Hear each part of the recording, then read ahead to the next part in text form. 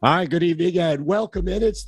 Wow, I promise you, Matt, my voice will get better throughout. I know that was kind of a rough one. It's usually the louder I get and the more excited I get. So let me just try and slow down a little bit here. My voice was in about an hour ago, so I didn't even think it was a problem. But Matt Gajewski is here anyway. That's the guy you want to hear over the next hour. Wow, Tyler may have to step in at this point. I didn't realize it was that bad when I was having a conversation with my wife today. See, it comes in and out. What's happening, Matt?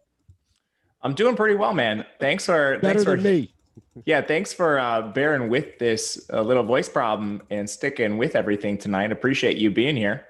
Yeah, I don't know what's happening. I'm not sick. I don't have a fever. There's no issue right now. It's just like I was doing 3 shows a day for the past week, and all of a sudden it just went. And then today it was like, okay, it was coming back. Now it's like here. So the more I talk in like a conversational level, then maybe Tyler could just help and boost my mic. So if I talk a little lower, see now we're in good shape. Hey, welcome in. It's live before lock at Matt Gajewski on Twitter, at Shander Show for me. Tyler's in the house. Prize Picks producing the show tonight, of course, and Betting You will tell you all about it. But Matt here, and this is why we have Matt, where he can do multiple things at once. He can build lineups for tonight. He can watch his Packers with one eye and be fully attentive here to answer all your questions and everything you have before lock tonight. Is that pretty much an accurate description of what's happening? Only thing that's not accurate is I don't have the Packers on, just kind of following them loosely through the internet waves right now. Smart man. Now, is that by choice, just so you don't have to subject yourself to guys that you probably won't see during the regular season anyway? Oh, man, you know I love watching some Kurt Benkert. You were telling me he's out there slinging it a little bit. Oh, man. I don't know if you mean positively or negatively, but not well, look, I mean, they were only down 3 at the half, so it wasn't brutal by any means, but it was just the fact that we were subjected to him. But look, to be fair, I think today, definitely with the 2 games that we've seen so far, and I'll even push that Eagles game that I know hit under, but still Jalen Hurts doesn't play. I think we're starting to see a little bit more of maybe a regression. The numbers wouldn't say it, of course, but a little bit more of longer periods of time in which ones are out there, 2s as well, which I imagine has led to a couple of games recently, Matt, going over and more points scored than what we've seen in the first week or so in preseason. Yeah, it's been interesting because a lot of these totals have fallen this week. I think what you're going to see is, like you said, the overs will hit a little bit more when the starters play. The games where you see the totals fall are these games where players get ruled out. And let's think Cleveland, for example, is a good one. Baker Mayfield was announced yesterday that he's probably not going to play. That total started to plummet. And if you're just taking some bets in these markets, there are teams I think that are kind of predictable. The Rams being the most so. They've done this for years. But, I mean, they didn't play Chubb. They didn't play Kareem Hunt. Mayfield didn't play last week. They kind of tipped their hand already that they don't really care about getting these guys preseason action. So you can actually find some pretty good edges in the betting markets, I think, just by knowing the teams. Yeah, it's a good point, man, especially because like Thursday night, for example, I get burned because that's an overplay, and I still maintain that's an overplay if Jalen Hurts plays even a quarter. But, things happen. You got screwed, man. You got screwed. Nobody knew, right? Until kick. Here in Philly, nobody knew. So that was a rough one by all means. But you're right, trying to figure out who's out there, trying to bounce around, especially when it comes to if it's ones not getting run, right, to 2s not getting run, as we see here with Green Bay in their quarterback spot. So trying to take advantage of it has kind of been your strategy on shows that we've done, where it's about knowing the roster, knowing the depth chart, and taking advantage of anybody who were expected to not get a lot of run, right? Yeah, exactly. Now, on the flip side here, how much can we take advantage? And this is more of a general question tonight, with starters playing maybe an extended amount of time that we haven't seen in week 1. It's still not that I want to target a ton of these starters unless they're in a quarterback battle. It more or less just takes away some players from our pool.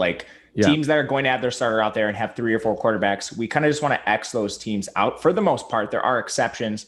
Like, had Hurts played last night, I think he would have been in play because of his unique rushing ability. On tonight's slate, I don't see a ton of situations where I really want to look to starters, but it is a case-by-case basis. Yeah, that's the thing, too. We get the chat up and running. Super chat is here. It's the best way, not necessary, but the best way to get our attention by all means. So I see some questions popping in already. Make sure you get everything going for Matt tonight as we bounce around this slate. And, as you look to see coming up really from earlier today in this game as well, a lot of points on the board. Let's start down in Miami, where Atlanta is a pretty big dog coming into this game. But again, everything that we're seeing is pretty much mid to high 30s right now. So as far as the first game is concerned, where are you looking at for the most value and starting at the quarterback spot? It's actually a game I think we can glean some quarterback value, and it's not going to be pretty. We try to take a stand on, we took a stand on Felipe Franks last week on a shorter slate. Yeah. And that was because Matt Ryan was out. We're not expected to see Matt Ryan again tonight. And they split the work down the middle. Felipe Franks, 27 snaps. A.J. McCarron, 27 snaps. Franks has rushing upside, which is why we want to target him. But, I mean, you talk about poor performances. That Atlanta game was one of the worst games I've ever seen. In total, A.J. McCarron completed 5 of 12 passes for 36 yards. Franks completed 2 of 9 for 16. The only reason Franks hit value is because he rushed for 76. So it's not like we're talking about supreme talent here. The only reason we're even remotely interested is because of playing time. Okay, so with that said, is there another spot that makes more sense outside of Franks to maybe pivot at this position? Or are we more looking at it from the standpoint of staying away? Within the game, I don't think there's a ton we want to look at. Miami's playing 3 quarterbacks, and they split snaps basically down the middle. 23 for Tagovailoa, 23 for Brissett, and 21 for Reed Sinnett. I don't really want to touch that situation. The starters will play there a little bit, and maybe if you're just looking at stacks, like they don't have a ton of receivers healthy, you could potentially maybe throw like a Jalen Waddle to a stack out there, but I think there's much clearer options, and I would rather play Franks than any of the Miami quarterbacks. What about the running back spot here as we start to look at some depth and maybe take advantage of, again, because we're in that second game, maybe take advantage of an extended period of play time for a 2 or possible 3 back? I know there was a lot of concern with Myles Gaskin after the first go attempt, but again, I think we're more targeting guys in that second to third range tonight. Yeah, this isn't a great backfield to target. You have Kadri Allison back to a full practice. That makes their backfield at least 4 deep in Atlanta. They played Javian Hawkins, Caleb Huntley, and Deontay Foreman last week. They might try out Mike Davis and Cordarrelle Patterson for a little bit of time. That would make the backfield upwards of 6 players, which isn't something we want to deal with at all. And then on the Miami side, they're going to have at least 5, if not 6 backs as well. They used 6 backs in their preseason debut, gave Gaskin and Brown both 16 snaps. And from there, they split the work between Salvador Ahmed, Patrick Laird, Jared Dokes, and even Jordan Scarlett was out there for 7 snaps. So you can just find a lot more condensed opportunity in other games. I would probably avoid both backfields. All right, now we're going to get to and go throughout the game and hit different positions. But since we're heading up to lock, we do want to get as many questions as we can. Again, the super chat is open. See, I just need a little time to warm this thing up. You can't go out to the golf course cold, Matt. You got to hit the driving range a little bit, right? You're good, man. You're good. Okay. Sound good. Now I start to get ahead of myself, and next thing you know, my voice goes, and that's just the that's the what is it? The old Murphy's Law here. But let's look at this. Andrew Marchenko asks, any love for Drew Lock and some wide receivers from the Broncos? Again, we're going to bounce around and get to different games, but I am curious as people pop in specifically with questions. We do want to get those answered as well. Okay, that's actually a great question. And your point at the top of the show, this is actually one that could make some sense. In GPPs only, but Drew Lock and Bridgewater are still battling for that starting job. Lock has moved ahead of Bridgewater in practice this week. Bridgewater real up and down, but we're still going to see Lock out there for a decent amount of snaps. So this could be a situation where maybe you run Lock with the starters, assuming they get a quarter, maybe a little bit more.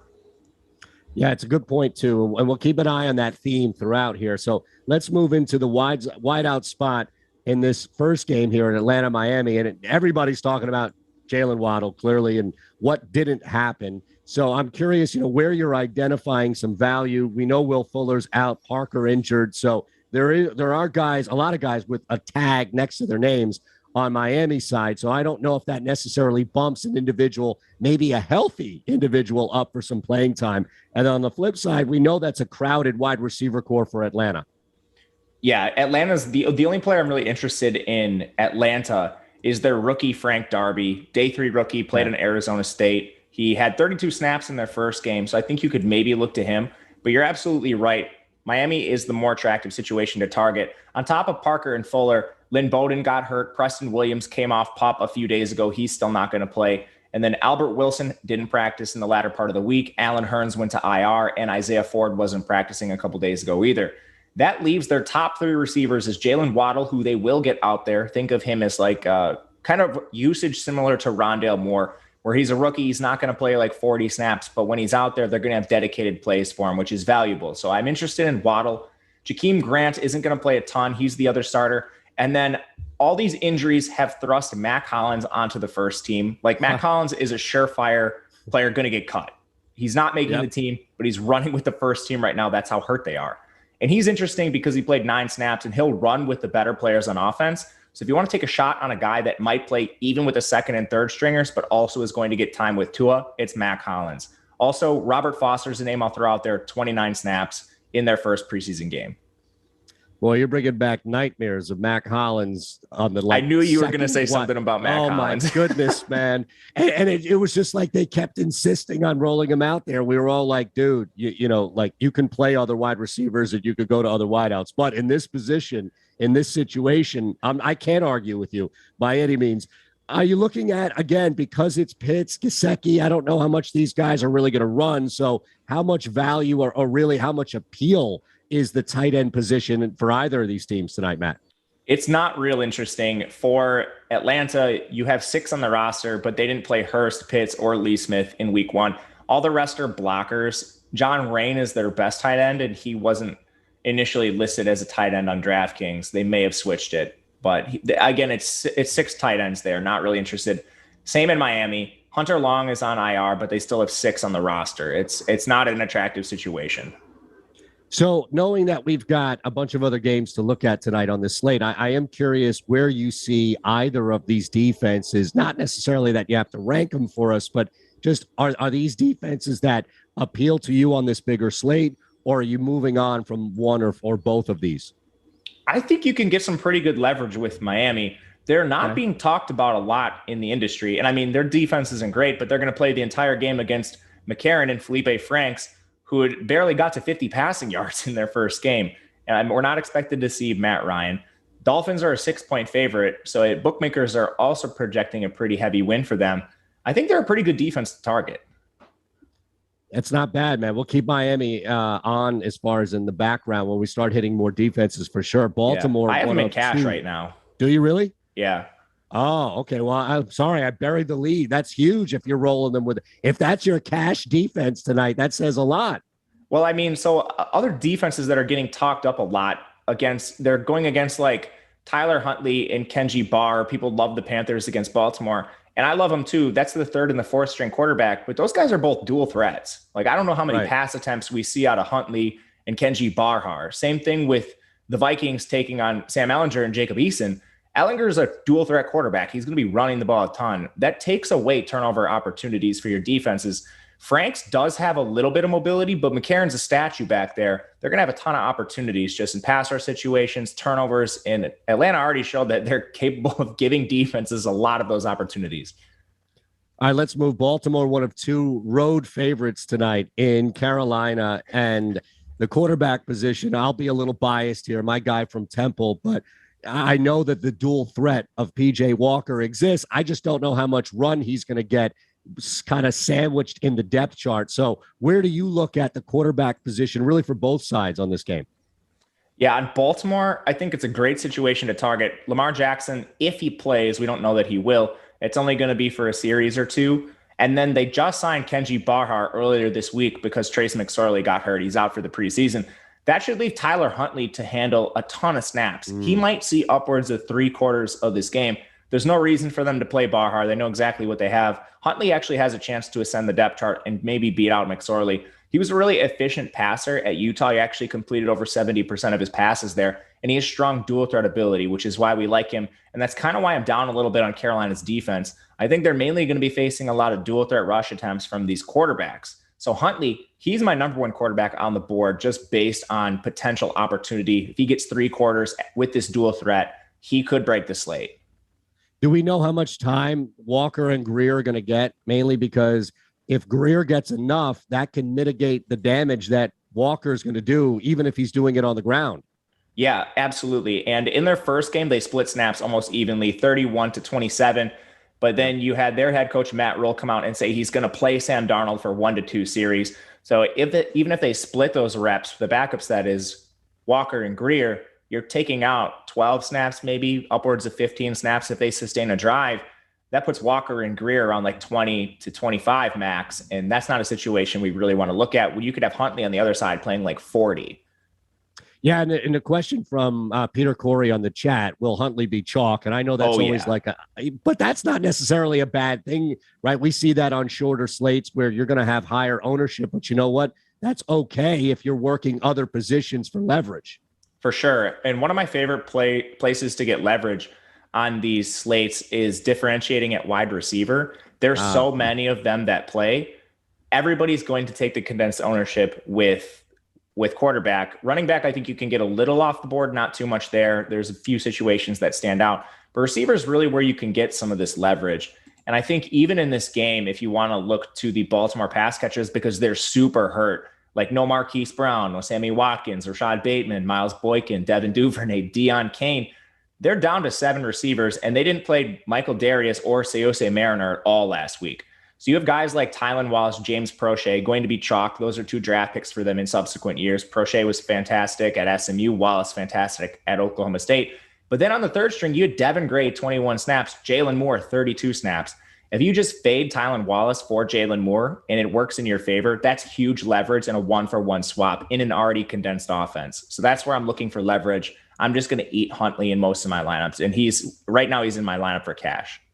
So can we marry the two and basically fade one of the more popular wide receivers while stacking that with Huntley?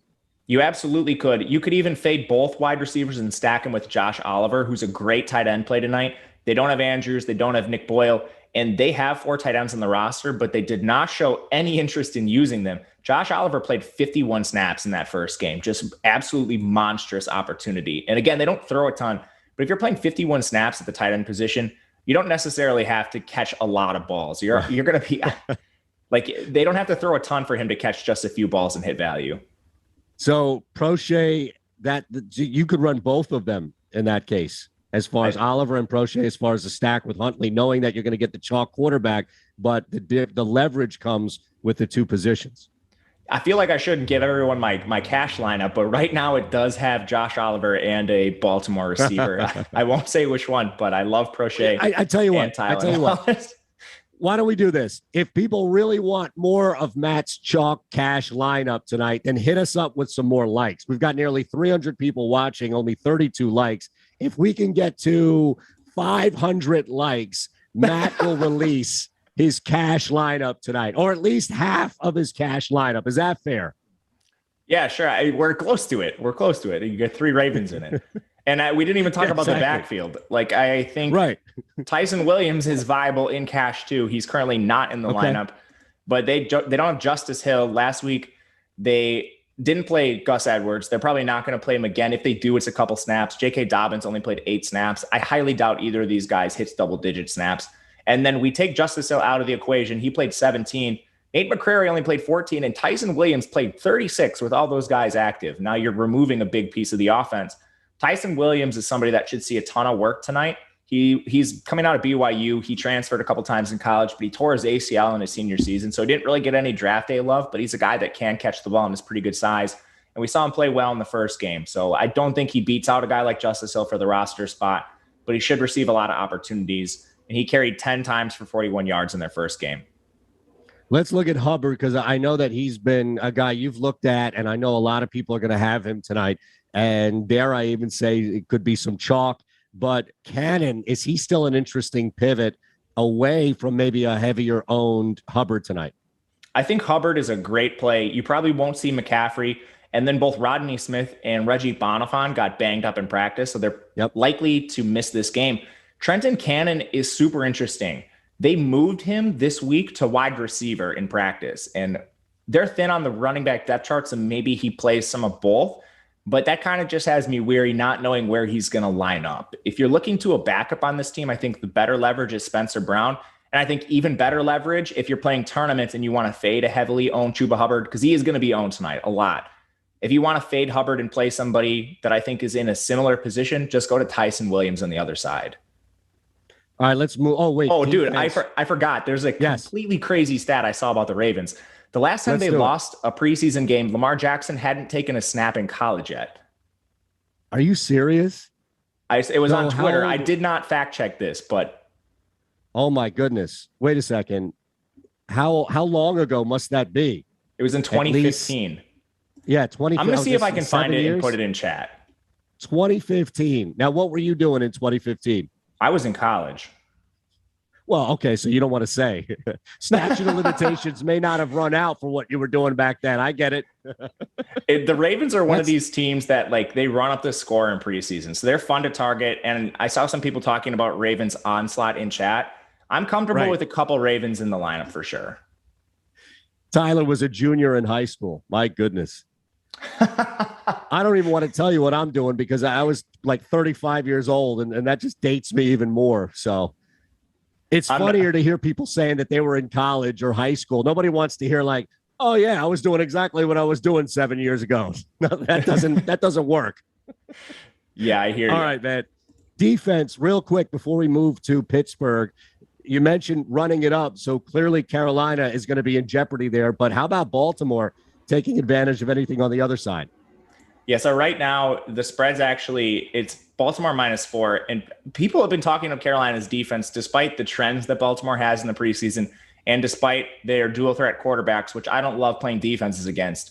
So I'm not really interested in Carolina, assuming they're going to get some ownership here too, just because they're popular around the industry.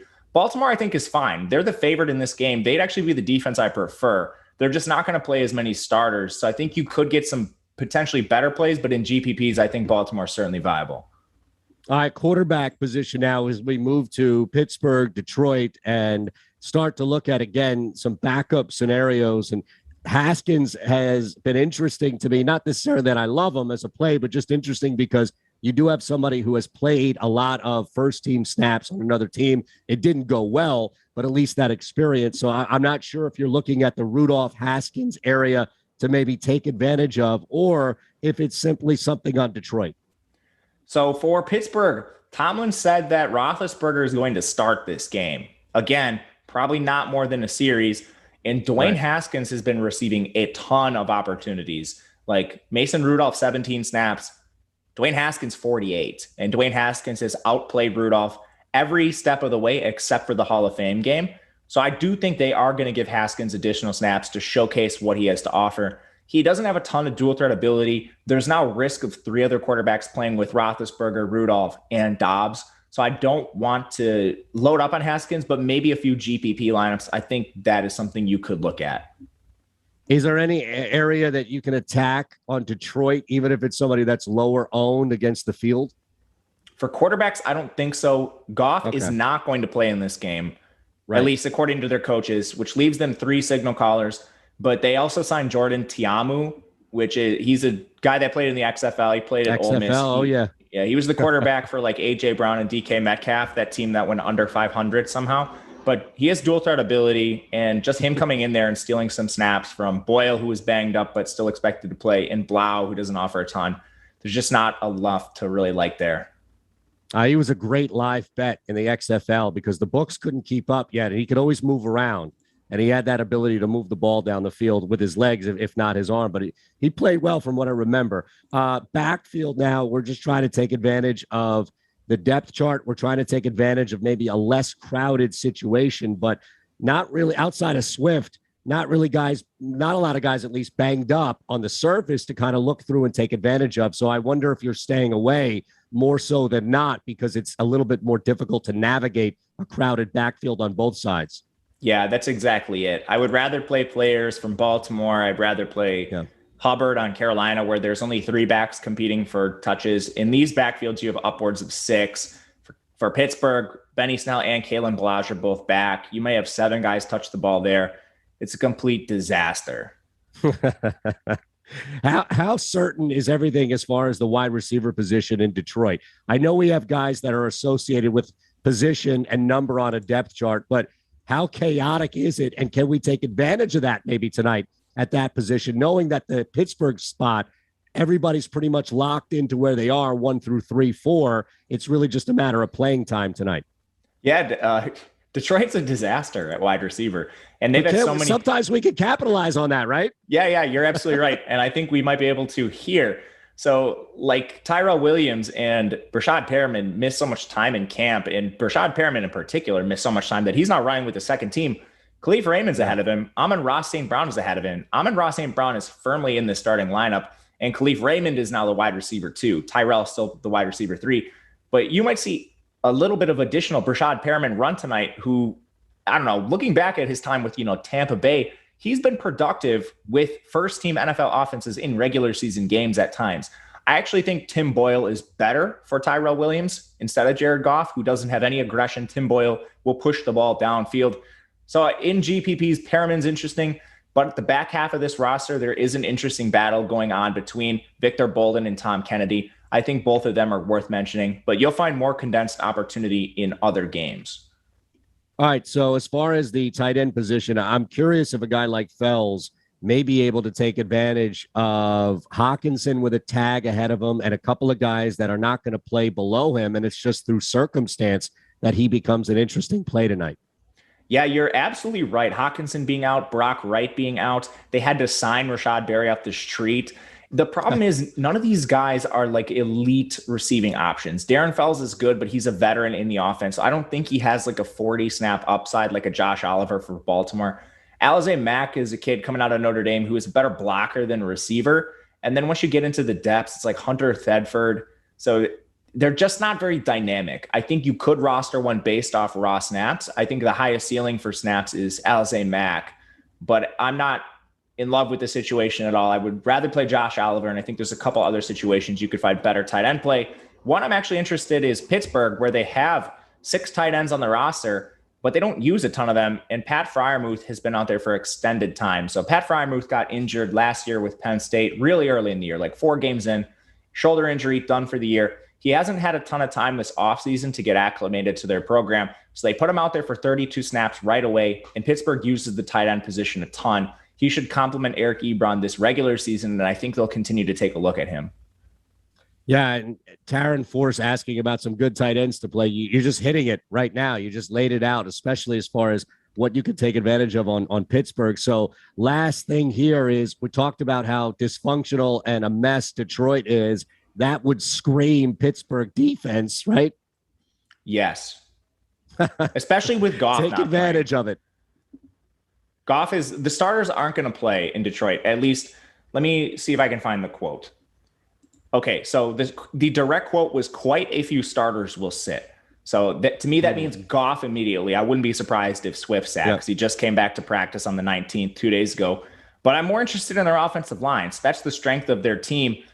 If they have all their offensive linemen sit, you're going to get like backup Tim Boyle with their second team unit. There could be some leverage there with Pittsburgh's defense.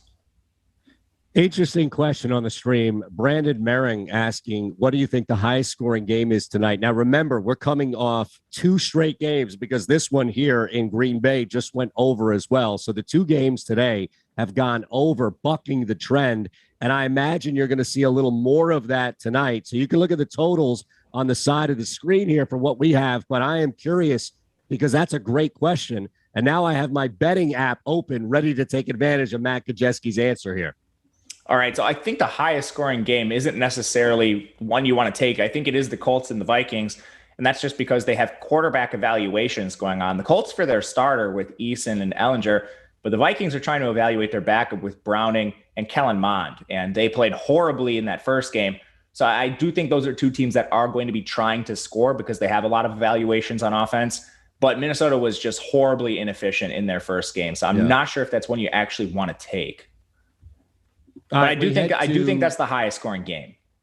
Okay. No, I love it, by the way, because I think that there's some really good value that you can jump in depending on where people are betting. So as we hit to the Tennessee Tampa Bay game, A reminder, of course, that the show was brought to you by Prize Picks tonight, offering daily props, all the contests that you want to get into without the sharks, the optimizers, the mass entries. Just pick 2, 3, 4, or 5 players available on the board. Go over or under their projected scores. And if you correctly pick a 5-player lineup, well, then you can net up to 10 times your entry fee. Prize Picks offers games across the board. NFL tonight, of course, even esports, anything in between, WNBA, baseball, and all of these different sports. Just download the app at the App Store, Google Play. Make your first deposit using our promo code Awesemo, and we'll match it up to $100. That's a lot right there, $100. We should also tell you that for NFL DFS on our own site, we have an awesome promo going on right now, the Awesemo Plus NFL Annual Pass. Right now for 25% off, use our promo code BLITZ, BLITZ, BLITZ. That's a full season's worth of Awesemo Plus player projections, ownership projections, everything that you want from Matt and more as far as analysis and the tools to then apply it. So use our promo code BLITZ for 25% off the Awesemo Plus NFL Annuals. We get to Tampa Bay, some more questions popping in. I see you're responding to. Is there anything that you looked at that, because look, you're doing 3-4 things at once. You're building lineups, you're responding to the chat. I'm sure you have at least an eye on the game cast here with this Green Bay game. So is there anything big picture that maybe you can talk about or explain with the benefit of your voice as opposed to just on the chat? There isn't anything I'm seeing right now. The main thing I'm focusing on is just like if some inactives pop up that we weren't expecting, and that will influence the lineups a lot. But luckily, we haven't had a ton of those. Antonio Williams this morning was kind of a surprise not playing for me. But if you were on Twitter, you saw that. So just make sure you're on Twitter. And luckily, you have us live before lock. So I will update you if I see anything. All right, quarterback position for the Titans-Bucks game tonight. And I don't know who we're going to see the most of, but maybe I don't know, actually. It's not a deep crew by all means for the Titans. So outside of Tannehill, I don't know if there's anybody that would jump out at you to get extended playing time. It's probably Logan Woodside. He played 38 snaps to Barkley's 29. Neither of these players offer any dual threat ability. So I think they're kind of in that second tier. Like in the quarterback situations where you have 2 players expected to see most of the work, you have guys like Felipe Franks, who I would rather have just based on rushing ability. You have Sam Ehlinger. I would take him based on rushing ability, even like a Bryce Perkins from LA, the Rams, a team we haven't talked about. That makes Woodside a good GPP play because he projects to play as much as these players, if not a little bit more, but he just doesn't have that floor with the rushing. So he has to do it all with his arm. Same thing on Tampa side. Not going to get much up top. You're not going to get much as far as a rushing threat, I imagine, from Blaine Gabbert. So are you looking? It's probably going to be the same answer, right? As far as Tampa? Yeah, Tampa, I have more interest in Tennessee just with the condensed opportunity. They have 4 signal callers in Tampa, so that's going to be tough. The running back spot here becomes a little interesting. I don't know if Bernard now becomes a more interesting target or maybe relevant target with the game going on, the game flow going on. But I guess what I'm more curious about from you would be on the other side of the Titans, and knowing that Derrick Henry's not going to get tons of action at all tonight. Evans already hurt. What does this do for guys like Hill and McNichols? So Brian Hill played 21 snaps. McNichols, interestingly, only played 7, which was a little bit shocking to me. Yeah. Makes me think he's going to get cut. They actually played Mekhi Sargent, who is a UDFA out of Iowa, for 29 snaps. I do like that it's split 3 ways here. Sargent actually played fairly well in the time he was given the ball. I think he's a good GPP play. You're not seeing a ton of people talk about him, but he carried 16 times for 58 yards, which is solid overall. Only had 1 catch. You wish he was a little more involved as a pass catcher, but you'll take 16 carries if he's receiving similar opportunities. So I do think that is a pretty solid option for tournaments.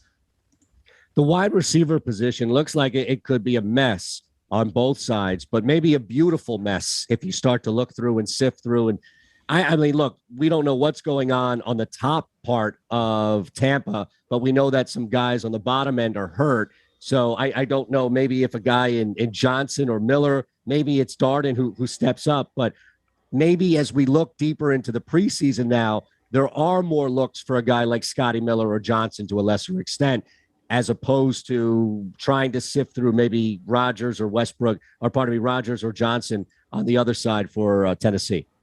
Yeah, Johnson's somebody to watch. He did not practice 2 days ago on the 19th, so he's a little banged up. Just make sure he's actually out there.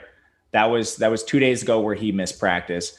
That makes me think that Jalen Darden is a little bit safer. He's been at practice the entire week. He's their rookie they drafted on day 3, kind of a similar situation to what Johnson was in 2020, but he's a little speedier receiver out of North Texas. And he played 23 snaps despite having some of that pedigree. And again, I don't think we see a ton of the starters. Mike Evans and Godwin, 6 snaps. Antonio Brown, 4 snaps. Brady probably plays maybe a drive and a half. I'm not sure, but I don't think it's going to be over 10.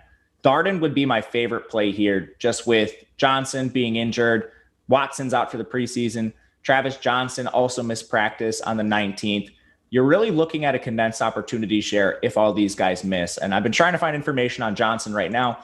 People are hitting up the Tampa Bay beat reporter like crazy, and he hasn't said anything yet. So we will patiently wait for this. All right. Now, what about the tight end spot and kind of into the defense here before we move to Dallas and trying to take advantage of an already crowded, top-heavy tight end position for Tampa Bay, mentioning the starters not playing much, and that's going to be a rotation anyway at that position. So I'm not sure if maybe a second string guy has a little bit more appeal, getting pushed to a little bit more playing time. Yeah, Cody McElroy is a great option at tight end. Tanner Hudson injured his wrist last preseason game in week 1. He hasn't practiced all week. Cameron Brate's coming off PUP. We're not expecting to see a lot of Brate. Gronk and OJ Howard played 6 and 7 snaps respectively. Tanner Hudson's injury is vacating 28 snaps. Cody McElroy played 29. He is a pretty decent receiving tight end. He didn't actually play football in college, which is super interesting. So this is a dude that, played baseball at Southeastern Oklahoma. I think there's a chance they try to get a look at this guy. I mean, I did some research on him. He hasn't played football since middle school till he walked on to the football team after he was already playing baseball there. And now he's in the NFL on the Tampa Bay and playing in preseason games. But he's actually pretty decent. He was targeted a lot in their first game, which kind of surprised me. They sort of targeted him. If you remember Tanner Hudson a couple preseasons ago, he like broke the slate. He nearly had like 100 receiving yards one game. And he still had 6 targets in their first game. But I went down and looked at McElroy, and he had 3 himself. So this guy playing limited snaps already had 3 targets, and now he projects for a lot more playing time. I think he's a great play. My second favorite tight end after Josh Oliver for Baltimore. Second lowest total on the board tonight. And does that do anything at all to influence? It doesn't have to, because you could independently say, yes, I like a defense. But I'm just curious on the way out on this game, if knowing that it's expected to at least be a lower scoring game, if either of these defenses appeal. I think that comes mainly from the Cincinnati side, or excuse me, sorry, not the Cincinnati, the Tennessee side, because we're not going to see Tannehill, presumably. We're not going to see Derrick Henry. I highly doubt we see Julio Jones or A.J. Brown. And Tampa Bay is going to be playing their starters at least for a little bit. So I think that's also reflected in the spread. I think Tampa Bay will be able to score. Tennessee, I think, is going to struggle a little bit. All right, the ongoing mess that is the Houston Texans trying to take on a Dallas Cowboys team that clearly does not have their starting quarterback, and that's a whole different show. We could do 60 minutes on Dak Prescott alone heading into this year. So here we are again, trying to figure out just what exactly is happening with Houston. It's pretty much cemented, right, that Deshaun Watson will not play. Tyrod Taylor is the starter. So let's assume that moving forward. And now it's about Mills, I would imagine, a little bit more than Driscoll. Or maybe there's somebody on the other side that you could take advantage. Maybe it's our old friend Ben DiNucci, who jumps out because he can run for his life, at least. That's all he's good at. I think the snaps I think the snaps are split evenly again with Dallas. They've been split evenly basically through 2 games now. They all played at least 23. None of them played more than 25. So not real interested there. I do think Davis Mills sees the most snaps. He played 36 to Driscoll's 29. I don't think Tyrod plays a ton, but their coach came out and said that all starters will play in this game, and they did not play Brandon Cooks. They didn't play Mark Ingram. So I do think we'll see some of these guys out there. I just question for how long. With Tyrod, I think the ceiling's probably like 15 snaps. So this isn't a game I really want to take a lot of. I'm curious, just kind of more of a big picture, which is he's not going to win the job in the next week and a half. But I do wonder if Davis Mills can play well enough. And I'm assuming Deshaun Watson is not playing at all this year for the Texans at the very least, that Davis Mills can work his way into the starting position because the team knows it's a wash this year earlier than maybe an average rookie would. And it's no knock on Tyrod Taylor, but it's just how much of a mess this is. Why not see the kid that you drafted from Stanford? Yeah, it's really interesting. He barely played college. So he's a dude that you would think, like, drafted into a normal program, he would be maybe the type of player that sits behind. Right?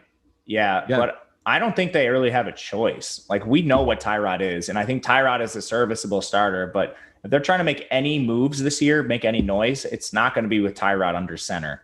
The issue is if the coaches realize that or not. I think a full-blown Miami tank would be best, but I don't think they're going to do that. The thing is, I don't know if they're good enough when they're actually trying to win games. Yes, that's true. That's true. They could go out actively try and not win a game this year. Yes. The running back position, again, not expecting a lot from the starters, but with Elliott and Pollard, you've got that 1-2 punch we know. So that's going to really minimize the field here, really give you three backs to choose from on Dallas' side. On the flip side, while there are more bodies there, we talked about this last time with Houston, where Burkhead, if we want to assume, is 4 moving up on that chart, it really starts below him. So even though Houston has a bunch of guys out there, it kind of looks like both teams, you have pretty much 3 guys to choose from playing tonight, and they happen to be on the back end of the depth chart. Is that pretty much how you see it? Yeah, I think the more attractive situation is Dallas. But I think the back half of Houston's roster will see more snaps. I'm a little worried about that quote saying all starters will play. So David Johnson played 3 snaps. Lindsey played 8. Does Ingram see even a couple? Does Rex Burkhead see a couple? That would siphon off, at least a little bit of work from guys like Buddy Howell and Scotty Phillips. If they're not warming up, I would have more interest in the situation. But on Dallas, I think is where we can get some value. The only player that Mike McCarthy has just steadfast ruled out is Elliott. I guess, and Dak Prescott, but I mean healthy players. The only one he said will not play is Ezekiel Elliott, which is just like mind-boggling to me that they're going to let Amari Cooper play off an injury, but they're going to sit Elliott. Anyway, Pollard played 6 snaps, so they're not going to use much Pollard. Dorrell played 32, which is great. If he sees that volume again, he's certainly in consideration, like him as a GPP option. Are you really shocked Mike McCarthy is doing something illogical? That's your guy. I hate to rip your guy there, but Aaron Rodgers might have been onto something. That's all I'm saying. I fully agree with you, man. I'm happy he's out of Green Bay. I can't imagine anybody would argue with that, living and growing up with the Packers as well. Let's look at the wide receiver spot, man, and just try and sift through any mess that is Houston, but also take advantage of, as you mentioned, Cooper out there despite being hurt. Maybe there is something that you can look at in that middle pack for the Cowboys wideout crew as well. Yeah, I think if you're taking a stab, it's probably Malik Turner or Simi Fehoko. Fehoko's played a ton of snaps in both their preseason games. Rookie out of Stanford, they drafted. Never really produced in college, but he's like a hyper athlete. He's a candidate to make the back of this roster. And you really have Turner and Fehoko battling for that last roster spot. Their top 5 are solidified. Their bottom 5 are almost surefire cuts. I think it comes down to Fehoko, Turner, so they should continue to evaluate those two. Anything that you can look at here? I know that they've been top heavy with injury at the tight end spot for Dallas, and I don't necessarily know how much like Sprinkle is not really a target, right, that they're going to throw the football to, I would imagine, tonight. So is there anything that you can look at as far as maybe back end value at the tight end spot, and then with defense as well, really, with both of these teams? Yeah, Nick Eubanks is interesting. And that's just because Sean McKeon has a high ankle sprain. Those are the 2 guys they've been trotting out there. They're actually both Michigan tight ends. They both have decent receiving chops. So removing one is pretty decent here. So Eubanks, I think, is in play. I'm not going to play anybody on Houston. Anything on the defense on either side here? Dallas is interesting. I think there's better options, but you could certainly look to Dallas, I think. It's really just because it's Houston, right? Yes. I mean, this is playing the matchup, right? And I mean, Tyrod's not going to play a ton. Davis Mills is going to play the most. He has no mobility. He tore his ACL. It's 2 or 3 times. I can't remember what. He plays with this enormous knee brace. Driscoll's not going to play a ton. He does have dual threat ability, but yeah, I'd rather play the Dallas defense.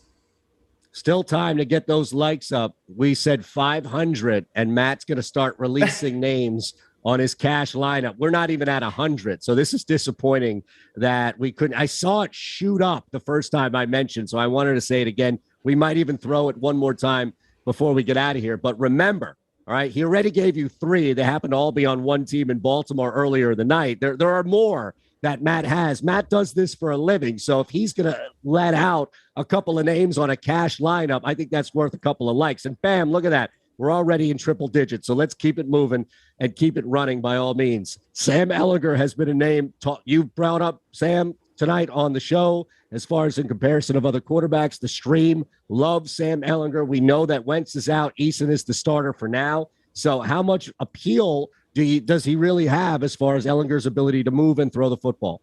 Yeah, that's what makes him the better option, is his ability to move. They both played 39 snaps. They split it right down the middle. Ehlinger is a better option to me just because he runs. I think that's entirely it at this point.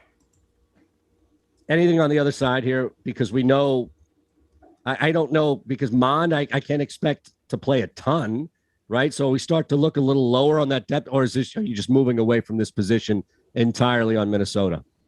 I don't want to play a ton of Minnesota because there was the quote out there from Zimmer that the starters are going to play some.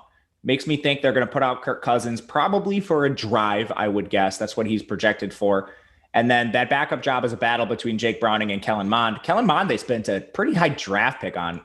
And coming off of COVID, like the guy had COVID last week, came off the COVID list last week, hasn't practiced for 10 days. They throw him out there for 46 snaps, which makes me think like they're just feeding this guy to the Sharks. They want to see what he has and see if he can actually be the backup. He has good dual threat ability, played his college ball at Texas A&M, went over 1,000 yards rushing in his career. So he's somebody you could look to. I would rather take more condensed opportunity shares, but I think Mond is in play for GPPs.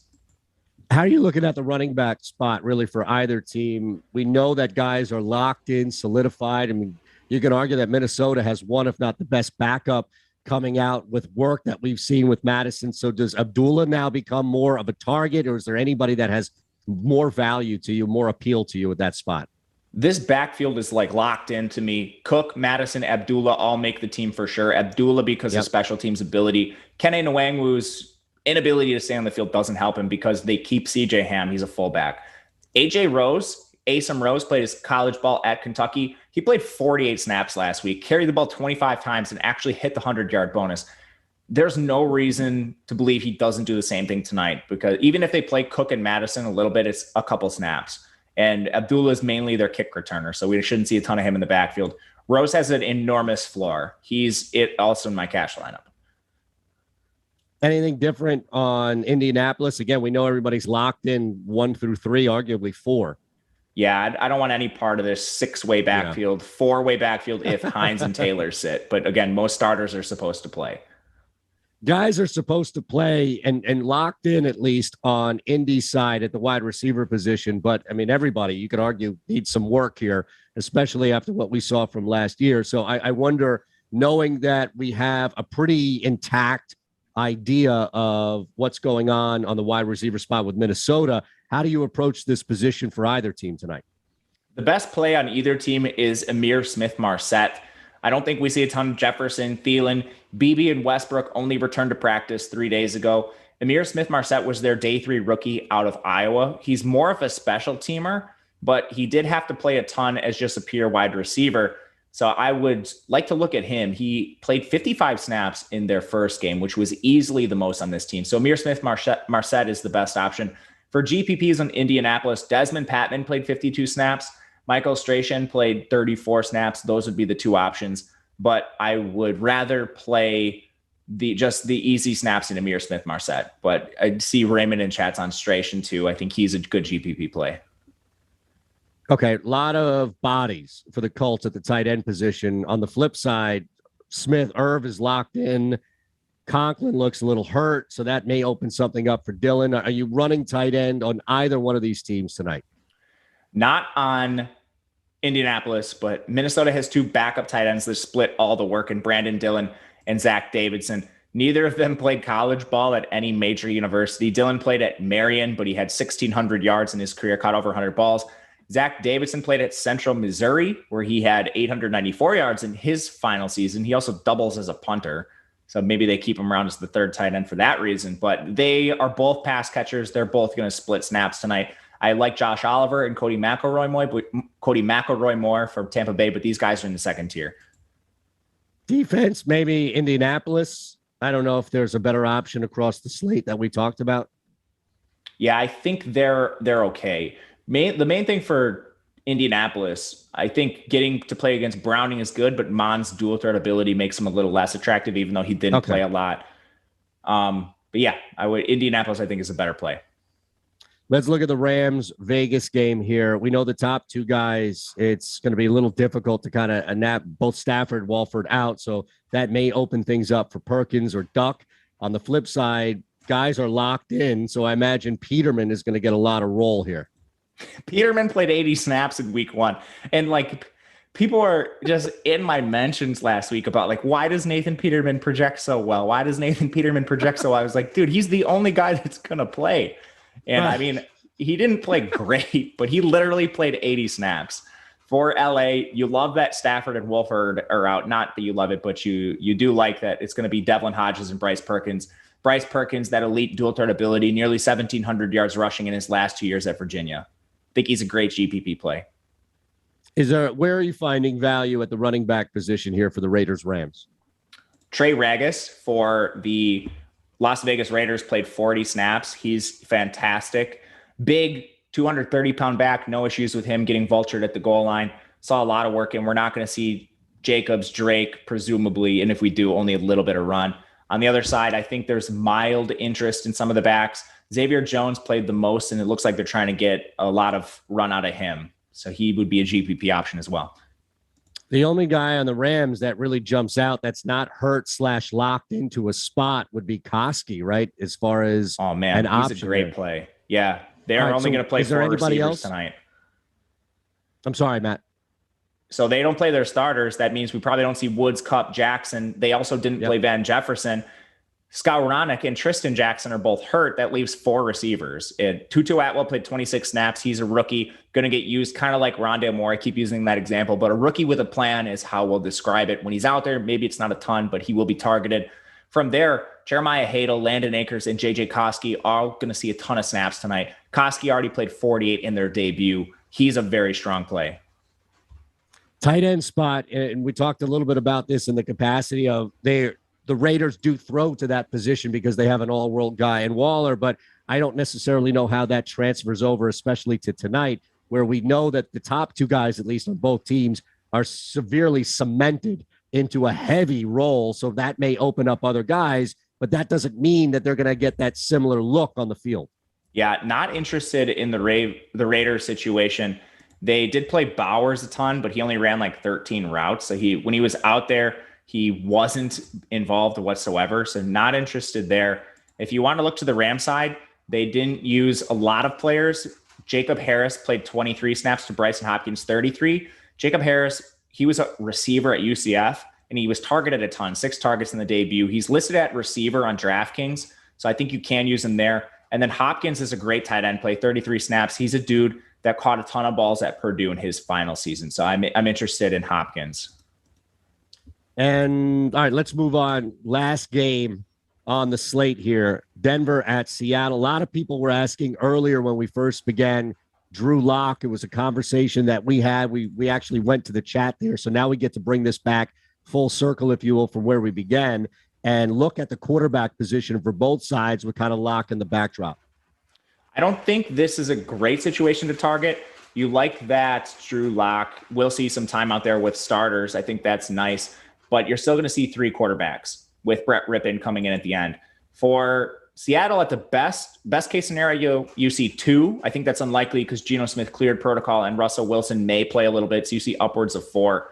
This isn't a great situation to target on the Seattle side for quarterbacks, nor on, I think Denver's GPP only. Same with running backs, where you start to look for some value maybe in that middle area. I don't know if Freeman gets bumped up a little bit with Boone being injured, or if there's anything on Seattle where it's just a rotation of guys who are either hurt or locked into their position. Yeah, I don't think there's a ton of value, honestly, on either side for runners. And we're going to have Rashad Penny back. The quote from Pete Carroll is that he's going to play a lot. So wow. I don't know how much that is, but in GPPs, I would take a stab on him, if anybody.